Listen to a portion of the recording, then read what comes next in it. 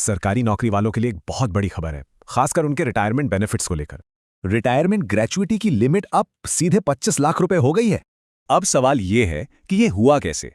Simple है, जैसे ही DA 50% cross हुआ, ये लिमिट ऑटोमेटिकली बढ़ गई। हाँ, पर सबके मन में एक ही सवाल है, नेशनल पेंशन सिस्टम यानी एनपीएस वालों का क्या? तो ग्रेच्युइटी आखिर है क्या? सिंपल सा फंडा है, ये लंबी सर्विस के लिए एक थैंक यू पेमेंट है। तो यहां एक बहुत बड़ा कंफ्यूजन क्लियर हो गया है? अब ग्रेच्युइटी का फायदा एनपीएस वालों को भी मिलेगा। मतलब साफ है, एनपीएस एम्प्लॉइज के लिए डबल खुशखबरी। एनपीएस फंड तो मिलेगा ही, अब ग्रेच्युइटी भी अलग से। और अब आती है सबसे बेस्ट पार्ट, गवर्नमेंट एम्प्लॉइज को मिलने वाली ग्रेच्युइटी पूरी तरह से टैक्स फ्री है। सोचिए, 25 लाख की ग्रेच्युइटी मतलब पूरा 25 लाख आपका, नो टैक्स एट ऑल। ये तो हुई अब की बात, पर आगे क्या? चलिए देखते हैं फ्यूचर के लिए क्या प्रपोजल्स हैं।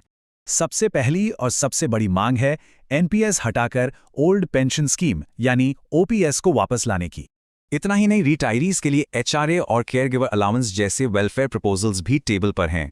लेकिन आइए वापस ग्रेच्युइटी पर। इसके फ्यूचर के लिए भी एक जबरदस्त प्रपोजल है कि फ्यूचर में इस लिमिट को सीधे 75 लाख रुपए कर दिया जाए। ओके, तो इस पूरी इंफॉर्मेशन का निचोड़ क्या है? Let's quickly recap the main points. Number 1, gratuity limit अब 25 लाख है। 2, एनपीएस वालों को भी ग्रेच्युइटी मिलेगी। और 3, फ्यूचर में बेनिफिट्स और भी बढ़ सकते हैं।